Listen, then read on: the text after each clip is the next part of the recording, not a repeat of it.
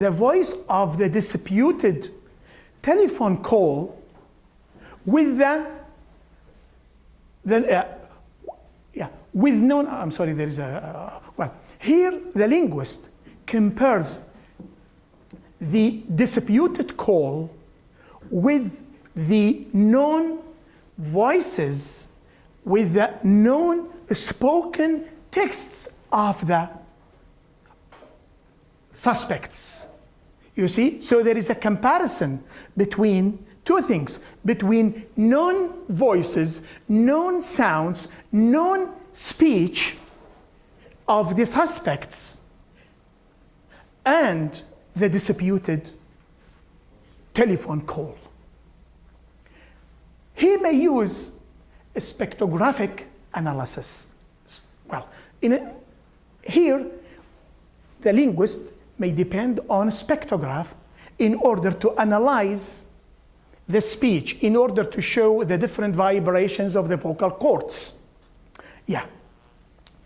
Sometimes the linguist may not depend on a spectrograph. He may depend on analyzing, on identifying specific vowels to be pronounced by the suspect. This means that he identifies specific vowels from the disputed text to be compared with the pronunciation of these vowel sounds by the suspects. He may identify diphthongs simply because the variation in the sound usually appears in the pronunciation of vowels rather than consonants. Or sometimes consonants, especially in certain cases when there is some mispronunciation of, or there is a specific pronunciation of certain consonants like the, t, etc. He may identify stress. The linguist may identify certain stress contours in order to be compared. Intonation, he may compare between the intonation of the intonation used in the disputed text and the intonation used by the suspect. Or words, he may ask, the linguist may identify certain words and asks the suspects to pronounce these words, to read these words in different contexts. Well,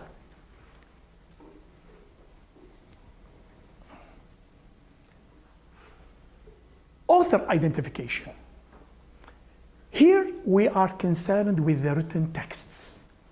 In author identification, the linguist is required to determine who wrote a particular text by comparing, again, the disputed text with known text written by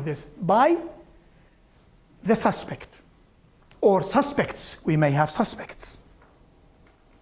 Now, what does the forensic linguist compare when he tries to analyze or when he wants to identify the author?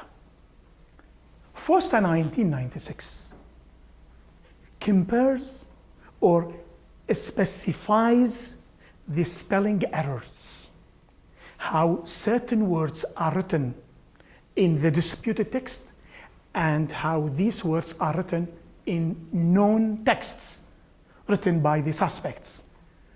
He also depends on syntax and rare words. The claim is that each person has in his mind specific words, specific grammatical structures which are currently used through speech or writing. So, and each one of us usually use rare words. These words are are used by that speaker rather than another. Deval and et al. 2002 pay attention to function words. They compare the use of the function words in the disputed texts and the known texts, especially the, if, and to. This is because these words are used unintentionally. So there is no intention in using these words. We have to use these words in a text. So Deval et al. Try to pay attention to what is called function words rather than content words. Coney 2003 concentrates on error in spelling, in punctuation, as well as grammar, as three prominent features from which we can identify the writer. Well, Zhang et al. 2006 use style features, lexical, syntactic, structural, and content-specific features. In my study, author attribution and suicide notes, evidence from applied linguistics, I used a number of parameters. The first parameter is the number of words per sentence. The number of words in a sentence. Number two, binomials. Binomials are two words combined together by and or, like day and night, up and down. These are called binomials. Collocations. Collocation means two words usually come together in different situations. Error analysis. Cohesion, how words are combined to form a text. Coherence, how ideas are sequenced to form a text. So all these parameters have been used in order to identify a suicide note. It's concerned with analyzing a suicide notes supposed to be written by, supposed to be written by a 49-year-old brigadier in Iraqi army who was found shot on the head. Sorry for the spelling mistakes. The accident was regarded as a suicidal act, which the family of the deceased regarded it as assassination, taking the form of the suicide, and claimed that the suicide note left close to the deceased was either mere fabrication or written under duress. The present study, that's to say attribution, the present study attempts to verify these assumptions using the techniques commonly followed in authorship attribution in analyzing the form and content of the suicide note, comparing it to known text written by the deceased. Now, the study was led by the following questions.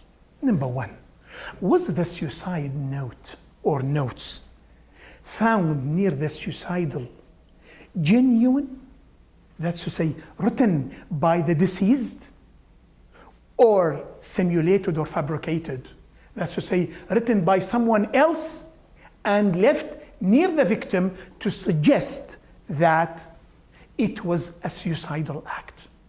This is the first question. The second question, if written by the deceased, was the suicide note tampered with? The third question, was the suicide note written under threat or duress or not?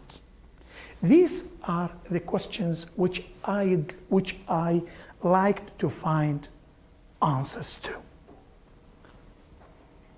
As I said, I followed a number of parameters in order to compare. What did I do? I compared the suicide